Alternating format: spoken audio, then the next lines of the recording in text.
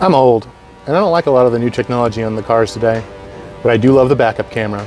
I didn't want to get rid of my old truck, so I decided to add a backup camera to this. Let me show you how I did this one. For most backup cameras, the installation should be similar. I chose the Kenwood with universal mounting options because I didn't know exactly how I wanted to mount it. I was originally going to go with this bracket here, but the camera stuck out a little too much and I feel I'm going to damage it. I decided I wanted to use this spot in my receiver hitch because it's dead center in the vehicle, it'll protect the camera, and I can mount it there. So I used the one metal bracket that allowed me to use double-sided tape to stick this to the bracket. I ran the backup camera wire through the receiver hitch and then covered it in 1/4 inch split loom. I then zip tied that split loom to the factory wire loom. I ran it up to the section behind the taillight housing. So here's where I fished the initial wire to get into the vehicle, and then I'm going to follow this wire all the way forward. Removing interior panels can be kind of intimidating to some people, and I understand because, well, how the heck are they mounted? For the most part, they're always mounted with push-in clips. Now, there can be some fasteners along the way. For example, this large section, there was one fastener right here and a hex head screwed in the front. The rest of it was all push clips like this. They don't always come out as easy as you'd hope. Sometimes you got to break out the big guns, but you got to be careful when using pry tools. In general, what you're going to do is gently pull on these plastic panels. Try and figure out the positions where they're being held up by the push pins. And if they're being held a little too firmly in place, start looking for a screw or other type of fastener. Like I said, most of these panels are just held in with clips. You just gently pull until they pop out. Sometimes it's easier said than done, but a little practice, you'll get the feel for it.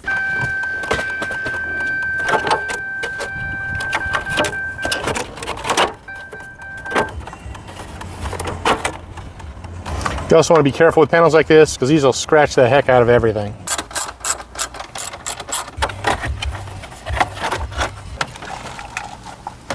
So here's the highest spot I could get a hole in the taillight section and still get the drill in there. And as you come inside, there's double metal basically. So I had to drill through here as well. Plastic probably wasn't the best choice to catch hot metal shards, but it did work and nothing caught on fire. I got myself a set of new Hercules stair-step bits. My old unibits had finally worn out and I had a coupon. Gotta love the Harbor Freight. I threw a little touch-up paint on the edge of the both the holes I drilled. It's a little rust protection. If it works, great, and if it doesn't, you know, I'm no worse off than if I left it alone. And I got a box of grommets here. They were from Amazon. They were like 10 bucks delivered to my door. Here's the second grommet that the wire's going to go through, because see, there's this double metal here. Here's the first grommet in the taillight area where the wires are going to go through. The connection itself will be made down here. This is as close as I can get to the interior of the vehicle. I don't mind it being in this area because it's not a super wet area. In a perfect world, this connection would be made inside the vehicle, not outside like this.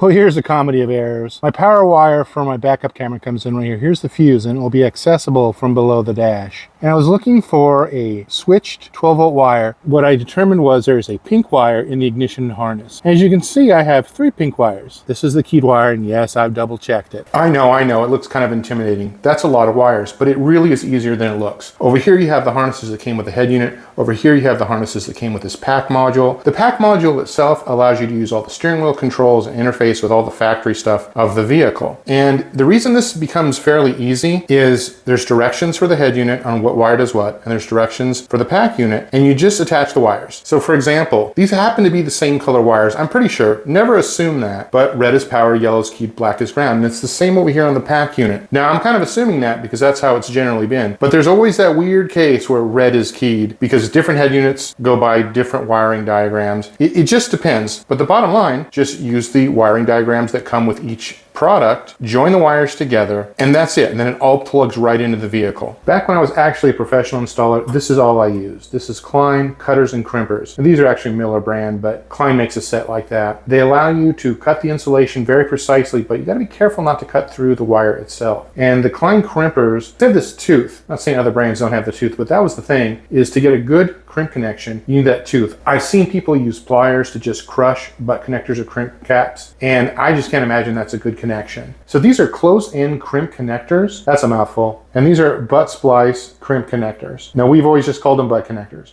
There's different colors for different sizes, and you want to run the smallest size that'll fit your wire just right. In this case, I'll be using blue and red butt connectors. Now, earlier on, I had said the red was power and the yellow was keyed. I think that's what I said, but it's backwards. The red is actually the keyed or the accessory, and the yellow is the 12-volt constant power. It didn't matter, because it's still red to red on each harness and yellow to yellow on each harness and black to black. So that would have been correct either way. That just goes to show, even if you've done this before, check the wiring on the unit and check the wiring on the head unit. Because I'm using the closed-in crimp caps, I'm just going to twist them together, trim them to length, grab a crimp cap. I do tend to do a double crimp like that. I mean, that way all that metal in there is biting down on that wire. Okay, now to do that like 100 more times.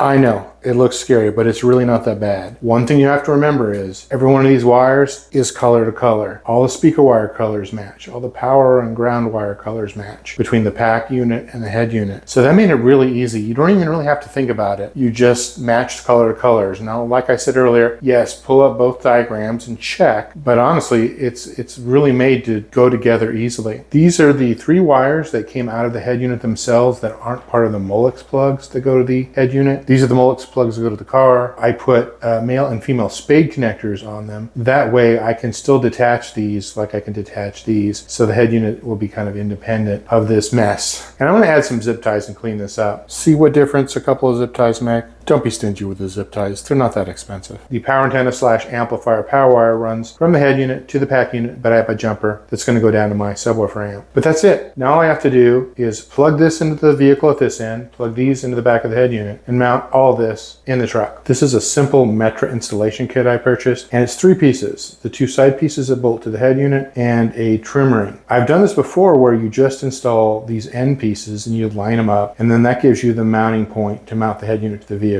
Well, this particular kit is designed so that these end pieces interlock with the trim ring, and that puts everything at the perfect depth to one, find mounting holes in the side of the head unit for the kit itself, but that gives you the perfect depth also for the mounting holes that mount the entire assembly to the vehicle. And when it's all said and done, the trim ring that was removed to get the head unit out will go back and land right there, just like the factory head unit. This is the top view of the aftermarket head unit I'm installing and the factory head unit. Now, they say you have to cut out a brace that goes behind the head unit because of the depth. But as you can see, both of these are exactly the same. And these are the mounting points. They're exactly lined up. So are the faces. And I just test fit this in the truck, and it does fit without trimming or cutting. Now, some of these aftermarket head units are so deep, you probably will have to cut or modify that brace. In this case, I'm not going to have to. So don't immediately believe you have to cut to fit your head unit. Check first. Now, a lot of the mechless or no mechanism head units, those are very shallow, like they're like this deep. So those fit practically anywhere. In case you're wondering, this is my back strap. It helps support the back of the head unit. So here are all the connections that are going to go in the back of the head unit. And back there at the back of the dash, behind the factory metal support, is the PAC unit and even the Molex plugs. So now let's see if the head unit will fit after I plug all of this in. I put down a towel so I didn't scratch anything. Then I plugged in the antenna adapter and the video cable coming from the backup camera. That's the yellow RCA. The other RCA cable goes to a subwoofer amplifier. That'll be a separate video. So of course I plugged in the Molex plugs, and don't forget to plug in the microphone for the cell phone. Then the head unit gets slid into place. You have to work around the shifter, and of course the key has to be on to move the shifter. Awkward, but it can be done. It took me a few times of pulling the head unit in and out to shuffle the wires around so they were in a good spot and nothing was pinched. There is room there for the wires, and this is the back strap. That gets screwed to the dash. After the head unit was in place and I tested it to make sure everything worked, then became the factory trim bezel. It's awkward to get into place, and you want to be careful with those clips, and I know I keep saying that, but it's real easy to scratch some something with them because there's so many clips and it's awkward, especially on a large panel like this. Once it's in place, you just snap those clips back into their spot. There were a few things I added to the center console, including this male to female USB adapter. Now, this goes to the USB cable that comes out of the back of the head unit. So this not only charges your cell phone, but it gives your head unit access to your cell phone. It's kind of like having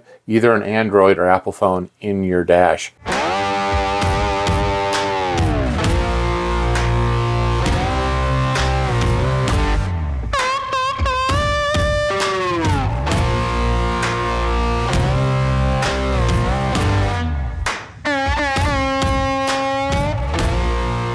So that's it. That's all there is to it.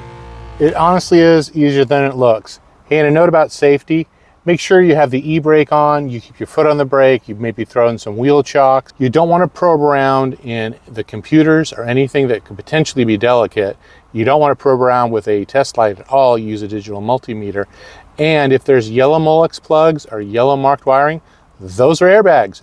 Don't go near them. Don't unplug them. Don't do anything with those. No matter what you do with any of this, be safe. I got the head unit installed. I got the microphone installed right here. This adapter here isn't a cigarette lighter anymore. It actually is run off the back of the head unit. Your phone will work through this head unit. It'll work with Android, it'll work with Apple. It's just like having the cell phone in your dash. It's great for navigation. But when you throw in reverse, it triggers the head unit to go to the camera and you can see at it back. Now, it doesn't beep or anything. It's not like some of the new cars where it has sensors to tell you about depth.